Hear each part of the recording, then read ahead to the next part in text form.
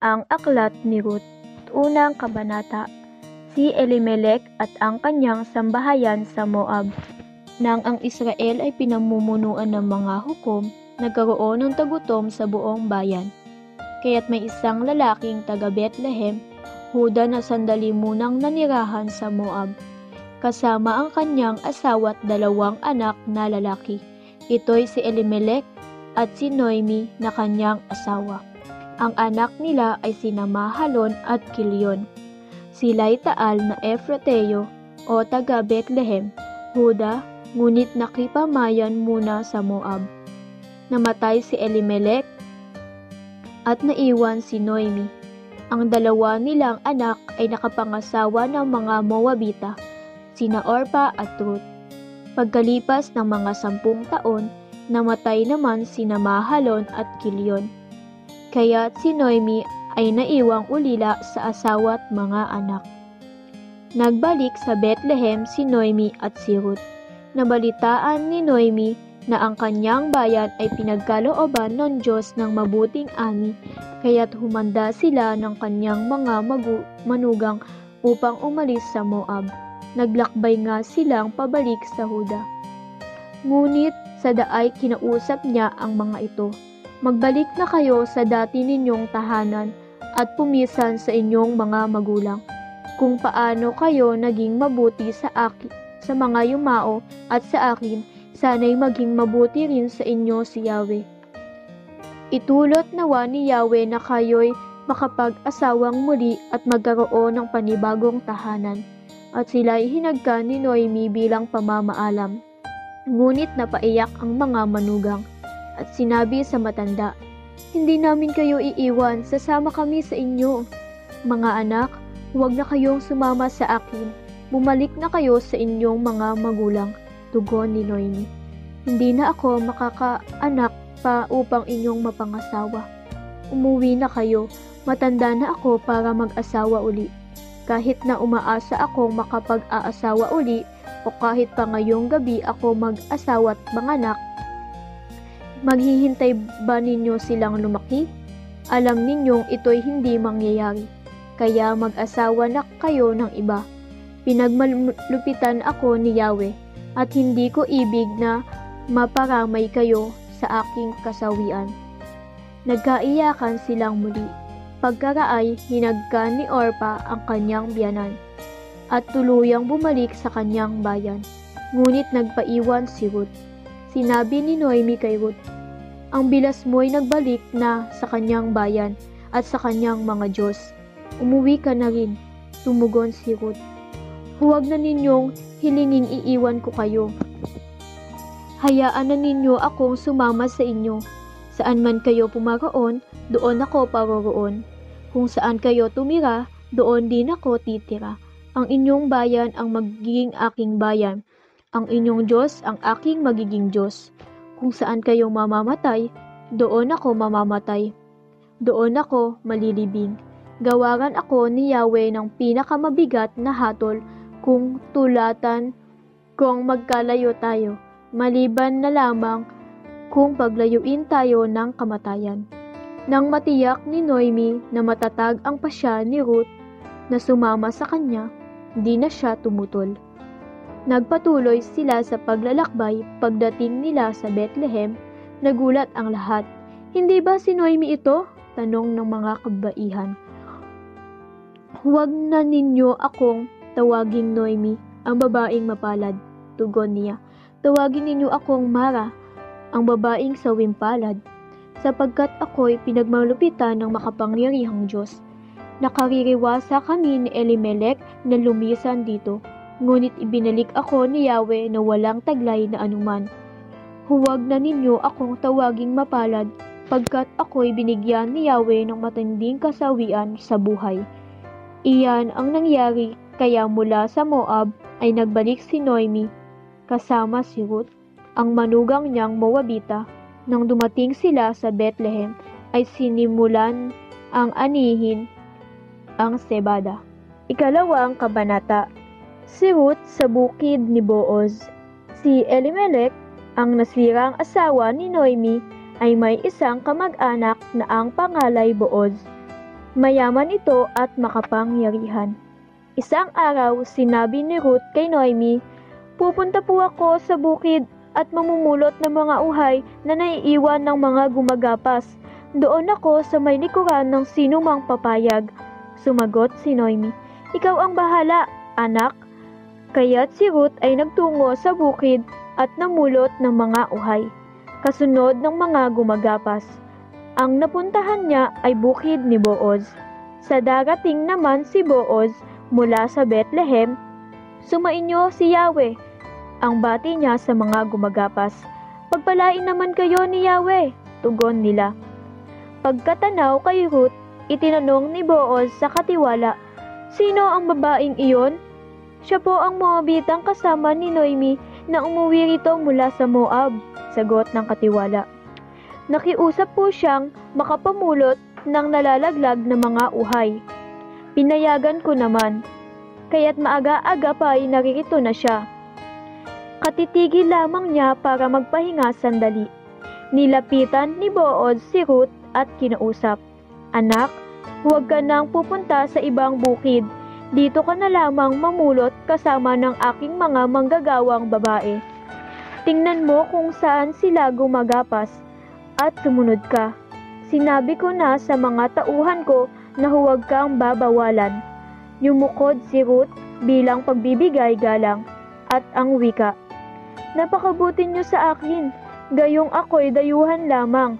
Sumagot si Booz, "Nabalitaan ko ang lahat ng ginawa mo sa iyong biyanan mula nang mamatay ang iyong asawa. Alam ko ring iniwan mo ang iyong mga magulang at sariling bayan upang makipamayan sa isang lugar na walang kang kakilala.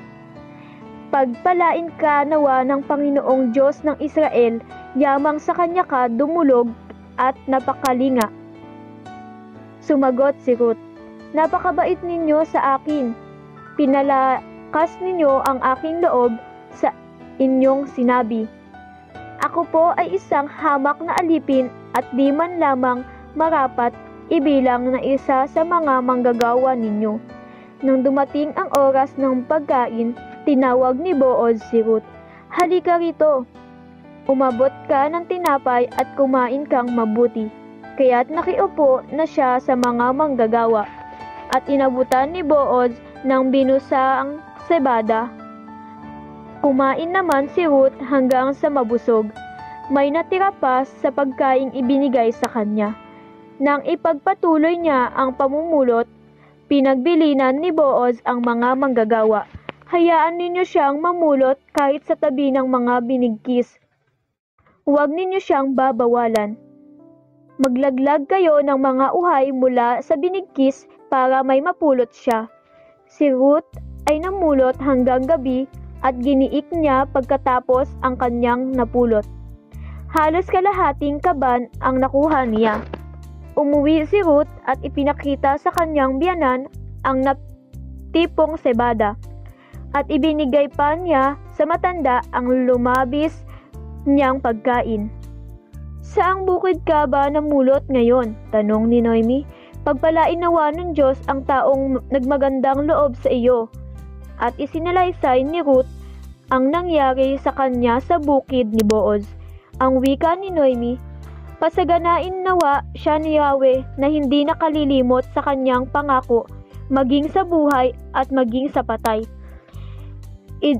Idinugtong pa niya, "Kamag-anak na malapit natin ang taong iyon, isa sa may pananagutang mga laga sa naiwan ng mga yumao." Nagpatuloy ng pagsasalaysay si Ruth. Sinabi pa niyang magpapatuloy ako mamumulot sa kanyang bukid hanggang sa matapos ang anihin niya. Sumagot si Noemi, "Oo nga, anak. Baka mapariwara ka lamang kung sa ibang bukid ka pupunta. Mabuti ngang manatili kang kasama ng kanyang mga manggagawa." Ganoon nga ang nangyari. Namulot si Ruth na kasama ng mga gumagapas sa bukid ni Booz hanggang sa maaaning lahat ang trigo at lahat ng sebada, at namuhay siyang kapisan ng kanyang biyanan. Ikatlong kabanata. Naging mabuti kay Ruth si Booz. Isang araw ay kinausap si Ruth ni Noemi. Sinabi niya, "Anak, kailangang ihanap kita ng magiging asawa upang magkaroon ka ng sariling tahanan. Natatandaan mong sinabi ko sa iyo noon na kamag-anak natin si Booz. Mga manggagawa niya ang mga kasama mo sa bukid. Ngayon, makinig kang mabuti.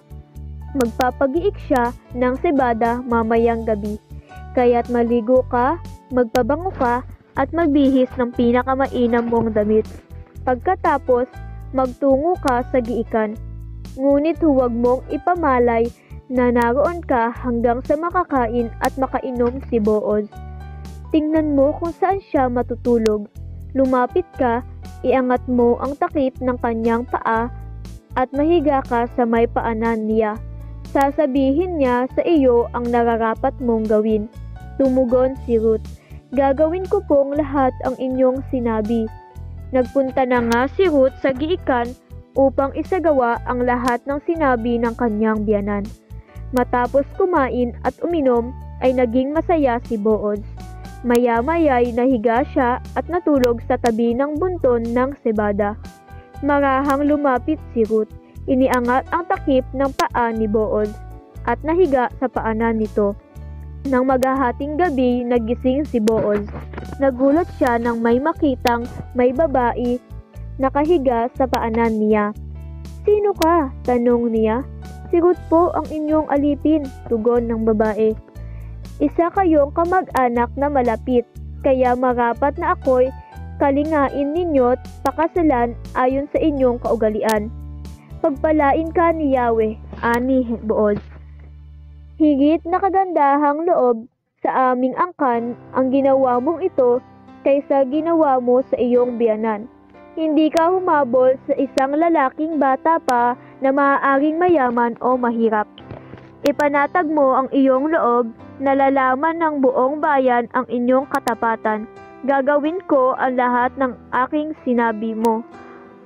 Totoo ngang ako'y malapit ninyong kamag-anak at may tungkuling sa iyo, ngunit may isang lalo pa malapit na kamag-anak kaysa akin. Dumito ka hanggang madaling araw. Bukas ng umaga, aalamin natin kung pakakasalan ka ng lalaking sinasabi ko.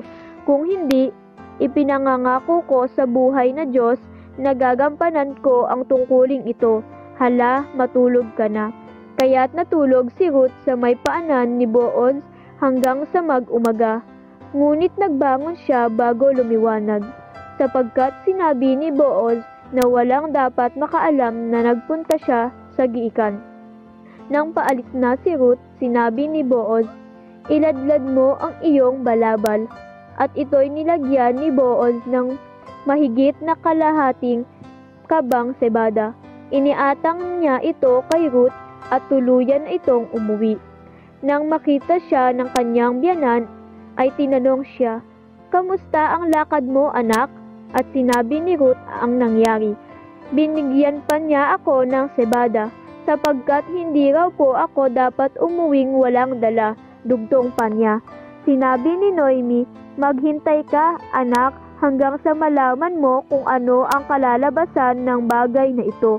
Hindi titigil si Booz hanggat di niya ito nalulutas. Ika-4 na kabanata. Napangasawa ni Booz si Ruth. Nagtungo si Booz sa may pintuan ng lungsod sa dakong pinagtitipunan ng bayan at naupo roon. Di nagtagal, dumaan ang tinutukoy niyang pinakamalapit na kamag-anak ni Elimelech. "Pinsan, sandali lang, maupo ka rito at may sasabihin ako sa iyo," sabi niya. Lumapit naman ang tinawag at naupo sa tabi ni Booz. Tumawag si Booz ng 10 matatanda sa bayan at tinanyayahan ding maupo roon. Pagkatapos, sinabi niya sa kanyang pinsan, "Ngayong nagbalik na si Noemi buhat sa Moab, ibig niyang ipagbili ang bukid ng kamag-anak nating si Elimelech. Inaakala kong dapat mo itong malaman pagkat ikaw ang unang may karapatang bumili niyon. Kung ibig mo, bilhin mo iyon sa harap ng nariritoong matandang ng bayan. Kung ayaw mo naman, ako ang bibili. Bibilhin ko, tugon ng lalaki. Kung bibilhin mo kay Noemi ang bukid, tugtong ni Boaz, pakakasalan mo si Ruth, ang Moabitang balo ng ating pinsan, upang ang bukid ay manatili sa angkan ng namatay. Pagkarinig niyon, sumagot ang lalaki, kung gayon, hindi ko nagagamitin ang aking karapatan, sapagkat nanganganib ng mawala ang sarili kong mana. Ikaw na ang bumili. Ganito ang kaugalian sa Israel. Kapag tinubos o binili ang isang ari-arian, hinuhubad ng nagpatapos na bili ang kanyang panyapak at ibinigay sa bumili, bilang katibayan ng kanilang kasunduan. Kaya't nang sabihin ng lalaki kay Boaz na ikaw ang bumili, hinubad nito ang panyapak at ibinigay kay Boaz. Matapos tanggapin iyon, sinabi ni Boaz sa matatanda at sa ibang naroroon, kayo ang saksi ko na binili ko kay Noemi ang lahat ng nasa pangalan ni Elimelech at ni Kilyon at Mahalon. Kaugnay nito, magiging asawa ko si Ruth, ang Moabitang balo ni Mahalon, upang manatili sa angkan ng namatay ang mga ari-arian.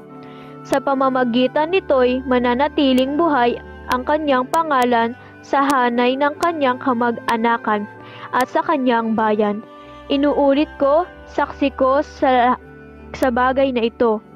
At sila'y sumagot, oo, saksi kami. Sinabi naman ng mga matatanda, pagpalain nawa ni Yahweh ang babaeng iyon, gaya ni Raquel at Leah, na pinagmulan ng Israel. Ikaw naman, Boaz, sumagana ka nawa sa Ephrata at matanyag sa Bethlehem. Matulad nawa sa sambahayan ni Fares na anak ni Huda at Tamar, ang mga anak na ibibigay sa inyo ni Yahweh. Napangasawa nga ni Boaz si Ruth at inuwi sa kanyang tahanan. Sa kapanahunan, pinagkalooban sila ni Yahweh ng isang anak na lalaki. Si Noemi ay binati ng kababaihan, purihin si Yahweh, binigyan ka niya sa araw na ito ng isa pang apo na kakalinga sa iyo. Maging tanyag nawa sa Israel ang bata. Maghatid nawa siya ng kaaliwan sa puso mo at maging gabay sa iyong katandaan. Ang pagmamahal mong manugang na nagsilang sa bata ay higit kaysa 7 anak na lalaki. Kinuha ni Noemi ang bata, magiliw na kinalong at inalagaang mabuti. Siya'y tinawag nilang Obed. Balanay sinabihan nilang nagkaapo ng lalaki si Noemi. Si Obed ang ama ni Hese na ama ni David, ang angkan ni David. Ito ang pagkasunod-sunod ng angkan mula kay Fares hanggang kay David. Fares, Hezron, Ram, Aminadab, Naason, Salmon, Booz, Obed, Hese, David.